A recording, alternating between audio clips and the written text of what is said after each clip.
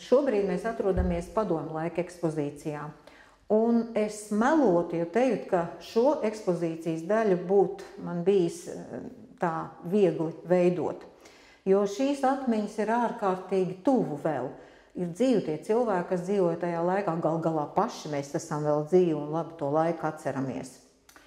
Šīs iestādes mantojums no padomu laika ir, protams, gan tās disidentu ēnas, gan viss tas labais, kas ir tajā laikā darīts. Tad uz padomu laika brīdi mums jau ir vairāk nekā 100 gadu. Mēs jau esam milzu garu ceļu nogājuši tajā brīdī. Mēs mēģinām to laiku parādīt simboliski caur tādām tā kā melnbaltām durvīm.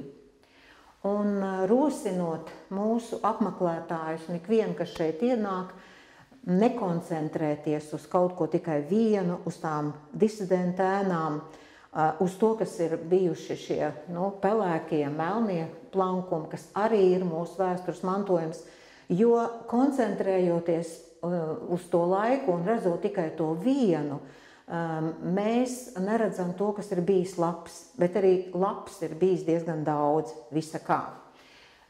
Mums šajā pusē ir tā kā akcents tā tumšā puse, un šajā pusē ir tā gaišā puse, kurā mēs savukārt stāstām par to, kas ir bijis vēl daudz, domājot par cilvēku veselību un palīdzot viņam šajā tikt galā ar problēmām tajā laikā.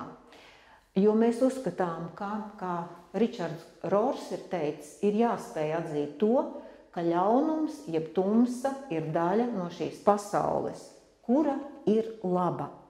Un kā vēl es gribētu nocitēt mūsu psihiatrijas profesoru Mintautu Cauni, kas joprojām ir vēl šai saulē, vēl daudz viņam interesantu ideju, un ar viņu vienmēr ir vērtīgi parunāties. Viņš svin šajā gadā jau savu 96.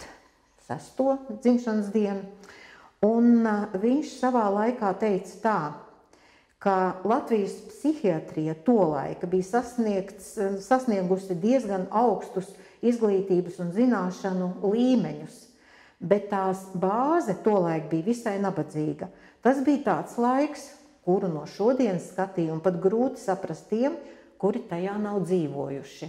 Tiešām, kā mēs padomu laikā dzīvojām, kā izdzīvojām, izaudzinājām bērnus, paši veidojām savu dzīvi, tas tiešām ir daudziem no šodienas skatījuma pat nesaprotams, bet vēl mazāk saprotams tas kļūst tad, ja kaut ko vienu izrauj no viskopējā konteksta. Es vēlos pievērst uzmanību vispirms ēnām, jo tās mēs noteikti gribam parādīt. Mēs nevairāmies no šīs vēstures daļas, bet tas ir vēstures mantojums. Mēs to turpmāk varam nepieļaut. Protams, tā ir šī laika īpašā pozitīvā iezīme un iespēja. Bet tajā laikā, ja tu vēlējies strādāt, dzīvot, nopelnīt, tad tev bija jārēķinās ar tā laika prasībām, tajā skaitā arī psihiatriem. Bija dažādas norādes, lēmumi, dokumenti, rīcības plāni, politikas, kuras ierobežoja psihiatru darbu, prasīja konkrētu attieksmi, konkrētu rīcību tajā laikā.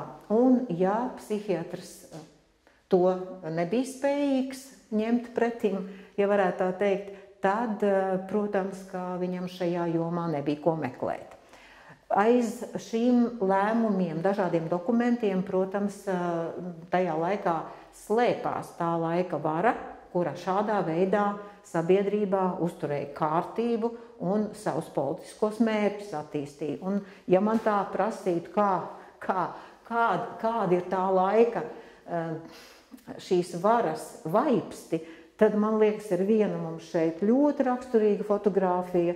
Te ir militāra personas ar tādiem drūmiem ģīmiem.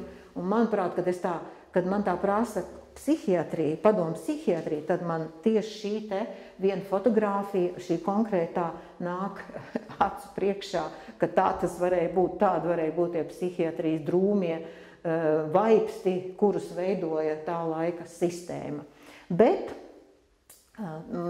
runājot vēl jau par to, kas tomēr ir arī tajā tumšajā laikā, tās baltās, varētu teikt, baltie plankumi, tas pozitīvais, ka šī ārstniecības iestāde daudzus mūsu jauniešus paglāba no aizsūtīšanas uz karstajiem karapunktiem tajā laikā, no aizsūtīšanas padomju armijā, no aizsūtīšanas uz Afganistānu, uz urānrūdas raktuvēm un vēl kaut kur tālāk. Ja? Tātad ļāva arī daudziem tādiem cilvēkiem, kuri bija arī tādi varbūt tajā laikā spilgts personības, topoši, jauni, spēcīgi, arī izvairīties no šādām karstiem pagriezieniem dzīvē. Par to ir arī liecības, kas ir interesanti, jo tādas es atradu vienā no žurnāliem, un mums arī ir izrakstīti šeit 3 mūsu liecinātāji pa to laiku. Arnis Mednis, mūziķis, Niks Matvējos, kas jau zem zemes, un arī Raimons Rupeiks, jeb J.J. Džilindžers. Viņi liecina par to laiku, kā viņi caur šejieni ir aizbēguši no padomju armijas. Un man vēl tagad ik pa laikam pienāk klāt vai uzrodas kāds sirmāks kungs, kas saka paldies par to, ka, ja viņš varētu pateikt paldies Zuzannai Sočņevai, kas bija tā laika mūsu ilglaicīgā direktore, tad viņš to izdarītu. Tas, kas ir to laiku un lūk, šo jomu tā īpaši uzputojis, nevajadzīgi emocionāli, varbūt bieži vien, tā ir LPSR VDK Zinātniskās izpētes komisija, kuras rezultātā bija pētījums par padomu laika disidentiem. Un, diemžēl, pētot tā laika lietas, šos konciliju slēdzienus, norises, nav bijuši pieaicināti klāt neatkarīgi psihiatri. Par to laiku, par tiem cilvēkiem, par viņu diagnozēm, par viņu slimībām, par viņu vai arī neslimībām ir sprieduši tikai vēsturnieki. Un lai cik ir izglītots vēsturnieks, lai cik augsti viņam ir tituli, vēsturnieks viens pats nevar pateikt patiesību par pašu izpētāmo cilvēku. Jo slima cilvēku parāds bieži vien jūtīgāk reaģē uz dažādām norisēm, arī tajā laikā. Un ja mēs paskatāmies šajā laikā, kā cilvēki reaģē, kā viņi protestē, bet šajā laikā mēs neliekam nevienu ne psihiatriskā slimnīcā, un tas ir pareizi. Tas ir pareizi. Bet tas bija cits laiks.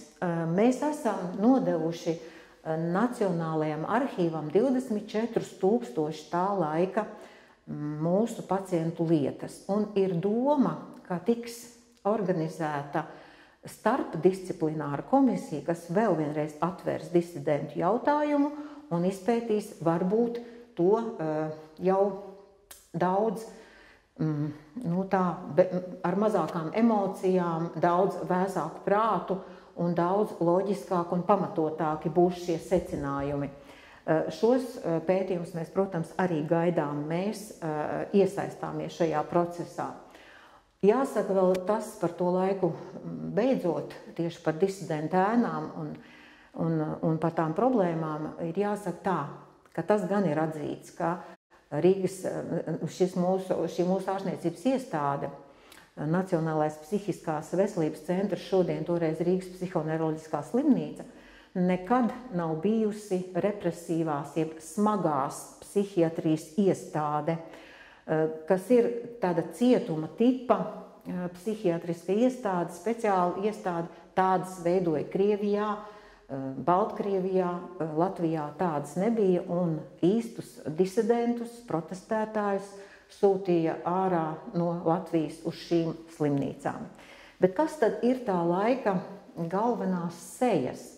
Tad pati galvenā seja mums ir redzama pie šīs sienas. Tā ir Zuzana Sočņeva, ilglaicīgākā mūsu direktora. Neviens vīrietis nav spējis izturēt šādu šo jomu tik ilgi un vadīt 40 gadus. Un tā padomājot un paskatoties viņas biogrāfiju un apskatotos viņas darbības posmus, ir tiešām cieņā jānoliec galva, jo Zuzana Sočņeva pie šīs iestādes vadības tika nozīmēta pēc tam, kad 9 gadu laikā, no 44. gada līdz 1953. gadam, šeit bija mainījušies 8 direktori. 8.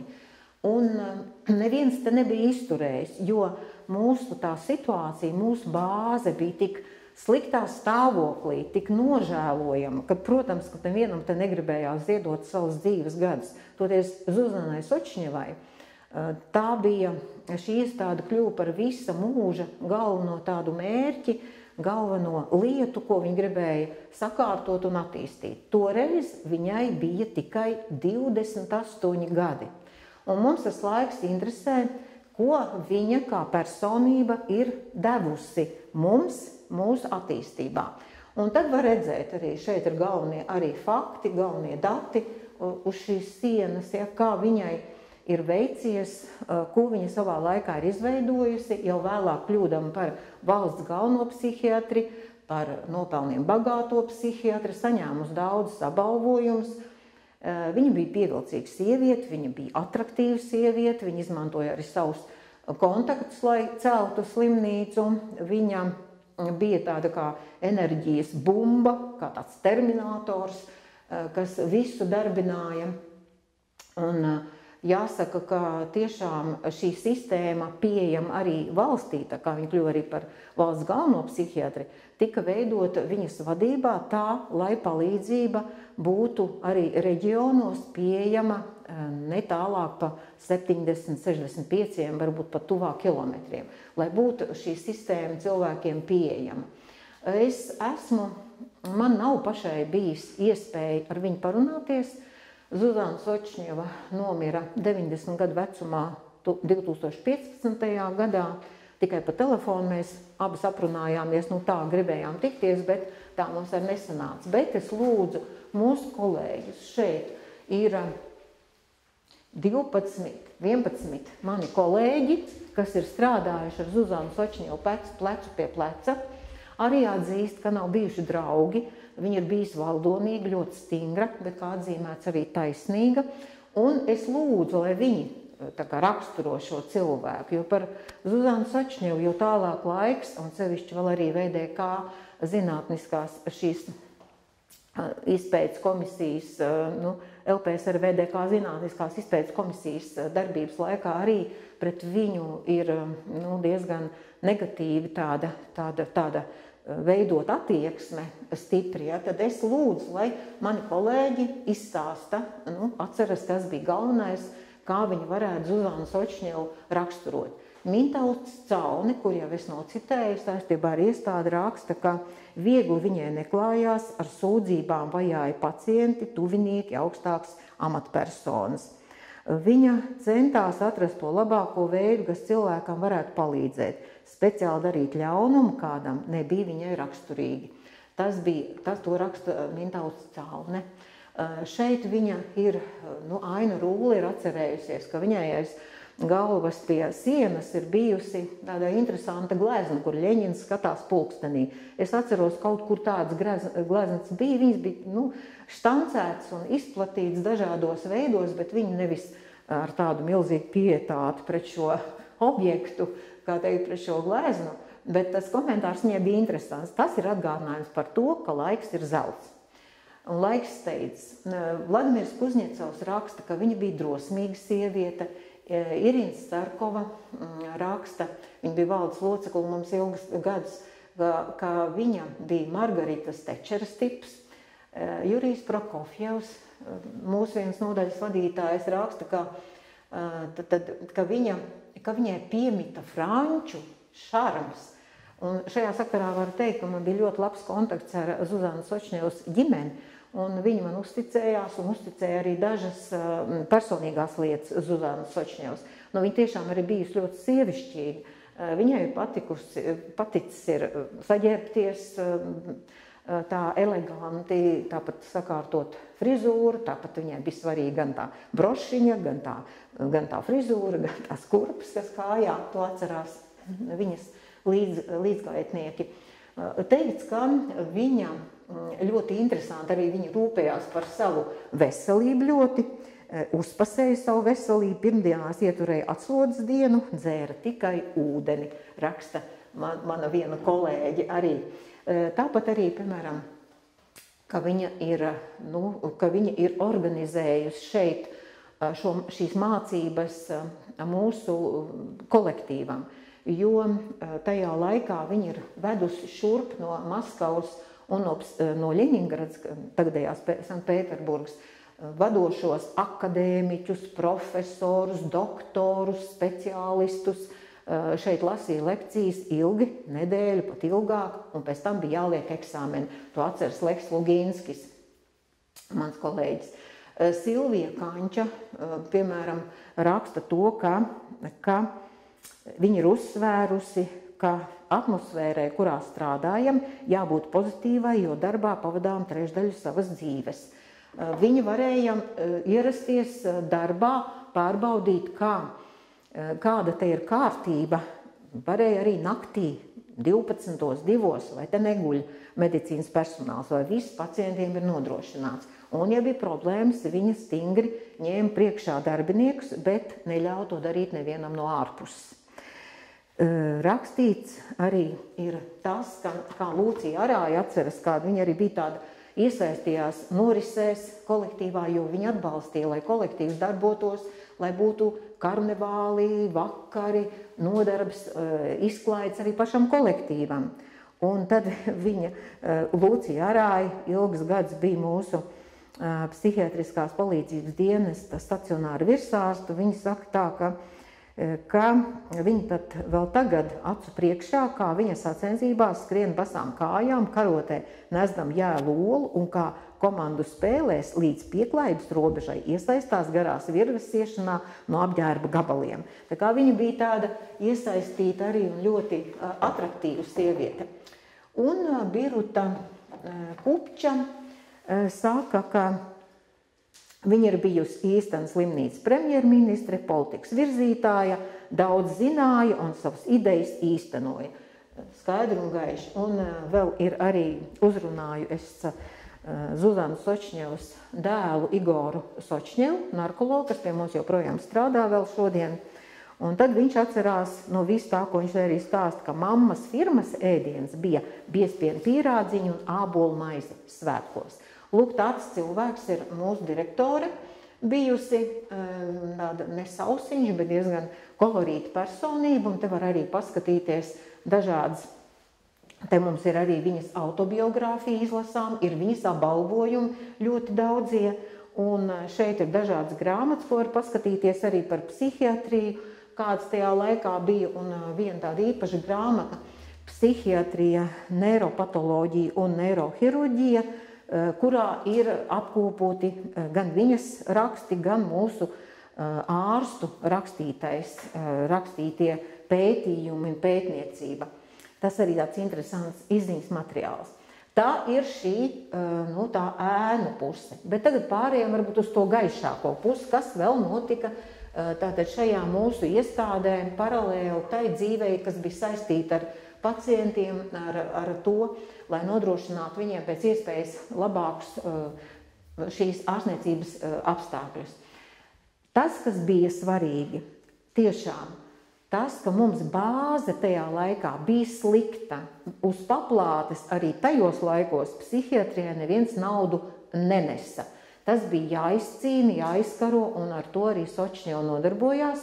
Un tā centrālā ēka, kur tagad ir administrācija un lielākās un abos spārnos tās nodaļas, tas arī bija viens viņas liels nopelns, ilgi rakstot, atgādinot visādas partijas un kongresu lēmumus par to, ka nepieciešams nodrošināt atbilstošu ārstēšanās telpu pacientiem. Un tas, kas ir bijis interesanti, tas, ka šeit mūsu ārstniecības iestādē tika atvērts Padomju Savienībā pirmais psihoterapeitiskās palīdzības diennakts tālrunis. Vēl tagad daži atcerās. 39, 39, 39. Tad pie mums pirmajiem, par ko mūsu vadošās tajā laikā Ļeņingradas Maskavas psihiatrijas kolektīvi tiešām apskauda. Bet tās bija tiešām īpašas Sočņevas spējas izsist cauri šādas nozīmīgas lietas. Gribu uzsvērt divas terapijas, kas te tika attīstītas. Un tagad jau mums ir terapijas pamatots dažādas ar aprakstiem, ar politikām, ar visu, bet toreiz tās terapijas nosacīti bija tā zinātniski pamatotas, bet tās bija cilvēciski nepieciešams un cilvēkiem šeit palīdzēja pacientiem, jo Sočņevas laikā šeit attīstīja divus virzienus ļoti rūpīgi. Viens tātad bija šīs darba terapijas, slimnieku rehabilitācijas un readaptācijas darbības, kuras jau viņa ieviesa jau burtiski jau 2. gadā pēc tam, ka šeit bija sākusi strādāt un ārkārtīgi nopietni ar to nodarbojās. Te ir vairākas tādas fotogrāfijas, kas to liecina, kur strādā mūsu pacienti, darbojas, kustās pirksti, kustās smadzenes, cilvēks kaut ko radot ir noderīgs. Viņš pašapziņu, pašcieņa saglabāta. Viņam ir vieglāk atgriezties darba tirgu, jo padomu laikos šeit pacienti ārstējās līdz apmēram 4 mēnešiem. Tagad tās ir tikai 24 dienas. Senākos laikos šī iestāde, kā jau es esmu kaut kur stāstījusi, kādā no mūsu ekspozīcijas apskats brīžiem, šīs bija mūža mājas, tad, ja šeit cilvēks nāca veseļoties. Tātad darba terapijas laikā, ko tad šeit darīja? Tādus ļoti vienkāršus darbiņus. Locīja iesaiņojuma kastītes, zivju uzņēmumam Kaija, piemēram, tāpat arī smaržu fabrikai Dzintars, tāpat arī saldumu fabrikām toreiz Laima, 17. jūnijas, tagad Staburadze, un arī Uzvara, toreiz bija karameļu fabrika. Šādus cukuru maisiem Birkas līmēja, uzskaitīja tādus mazus darbiņus. Par šo darbu viņiem, šiem iesaistītajiem maksāja, nauda nebija liela, tomēr atspaids tas bija, un tas bija motivējoši. Un arī tad, ja pēc slimnīcas iekārtojās darbā, šo laiku ieskaitīja darba stāžā pensijas saņemšanai. Tā kā tās ir tādas pozitīvas lietas, runājot par darba terapiju. Vēl varu piebilst, ka no darba terapijas ienākumiem bija iespējams uzturēt kultūras dzīvi šeit iestādē. Tie ieņēmumi tika izmantot gan kora guntaga atbalstam, gan dažādu pasākumu atbalstam un organizēšanai, jo tagad pārējot jau uz kultūras sadaļu, šeit mūsu pacienti, tiem ir cilvēki bijuši arī tajos laikos, un arī šajos laikos, tie ir talantīgi cilvēki no dažādām jomām. Daudz ir mākslinieki, kultūras darbinieki, kas spēj arī toreiz, piemēram, spēlēt kādu instrumentu, dziedāt, uzstāties, deklamēt, dzēju lasīt, gleznot, radīt, to visu varēja parādīt šajos svētku pasākumos, un tos gatavoja arī pacienti paši, sagatavoja šos pasākumus. Un tas tika ļoti, ļoti atbalstīts, un tas viss, kas bija vajadzīgs tam, tika arī ņemts no šiem darba terapijas ieņēmumiem. Lai būtu tērpi, lai viss būtu svinīgi, lai būtu skaisti un patīkami. Kas interesanti, ka noskaidrojās, ka arī tagadējais medicīnas vēstures muzejs, ar kuru mums ir visciešākā sadarbība, lielu daļu savas tagadējās ekspozīcijas iegūta tieši par līdzekļiem, kurus ieguva mūsu šajās darba darbnīcās. Jo Zuzana Sočņeva bija tāda liela vēstures patriote, atbalstītāja. Viņa atbalstīja arī medicīnas vēstures muzeju, un šie līdzekļi viņiem tika piešķirti, lai viņi varētu veidot savu lielo ekspozīciju. Un runājot par kultūras terapiju, tātad ļoti aktīva bija sporta dzīve, dažādas ārtelpā, kur mums plaša teritorija, dažādi sacensības, gan volejbolā, gan futbolā. Iekštelpās bija dažādas galda spēles, bija dažādas tādas draudzības spēles starp nodaļām, kas man ir ļoti interesanti likās. Atradu vienā no materiāliem, ka tajā laikā ļoti svarīgi bija, ka cilvēkiem kā palīdzība tika sniegt arī tādas muzikas, tādi mirkļi. Un tad ir tāda interesanta bijusi kultūras mums darbiniece šeit Tamāra Ozola centrā, tāda Sirma kundze, viņa bija tāda paliela auguma, vienmēr viņa bija, cilvēki atcerās, ka viņai bija padusētās plates, klasika, Šopēns, Vivaldi, Mocarts, un viņa pēc saraksta devās uz nodaļām, un tur arī klausījās šo mūziku, un tur ir 15 minūtes, 17 minūtes, jā, ir tie klasikas autori, dižgari, bet pašās beigās vēl mēs lasām arī kāda Raimonda Paula dziesma tiek atskaņota. Un vēl ir interesanti, ka es atradu vienā no atskaitēm, ka raksta māsa, ka raksta kultūras organizētāji, ka viņiem 70. gados bija kaut kur tā, ka es nezinu gan cik ilgu laiku, bet darbdienās 11. pusstundu bija diskotēka. Un tā kā stāvi tādā apģērbā uz to diskoteku arī izkustēties. Zuzanas Sočņevas galvenais tāds moto bija tikai negulēt, tikai mazkustīgi neatrasties, darboties, aizrauties, iesaistīties. Tas bija viņas tāds rosinājums visiem. Un kā viens no maniem kolēģiem teica, ka tajā laikā šeit viss teritorija zumējusi tajā darbībā. Gan no kolektīvu puses, gan no tām visām aktivitātēm, kas tika organizēts arī pacientiem. Tiem, kas jau bija pārsteigušies, piemēram, var redzēt tajās atskaitēs, ka, lai nebūtu garlaicīgi, lai būtu iesaistīti cilvēki un nodarbotos ar kaut ko, tad tiem tika organizēti speciāli pasākumi. Piemēram, māsām bija jāatskaitās uz nākamo nedēļu, uz nākamo mēnesi, kāda tad ir pasākumi domāti pacientiem. Cik reizes ies uz muzejiem, cik reizes ies uz kino, kad ies uz teātri. Tiešām bija tāda rosīga darbošanās, lai cilvēki tiešām redzētu šo atbalstu dažādā veidā. Varēja šeit gleznot, varēja šeit zīmēt, te bija mākslinieki, ir daudz, arī vēl tagad mākslas darbi šur tur mums pa gaiteņiem, pa telpām ir atrodami, kas kādreiz ir dāvināti mūsu ārstniecības iestādē, kur te mākslinieki ir uzturējušies un savā pabrīvākajā laikā ir arī gleznojuši. Tā nebija kā speciāla mākslas terapija, bet cilvēki vienkārši varēja darboties, zīmēt, gleznot, varēja tos mākslas darbus izlikt, un te daļa no mākslas darbiem ir arī redzama pie mūsu sienas. Un viena interesanta bilde ir no igauņu mākslinieka šeit redzama. Tas ir Arraks, igauņu mākslinieks, nosaukums ir Pagalms, un vienmēr, kad atbrauc šeit igauņu delegācijas, kāds viņi to pamana šo bildi. Es saku, bet tas ir mūsējais, vai viņš tiešām šeit ir ārstējies?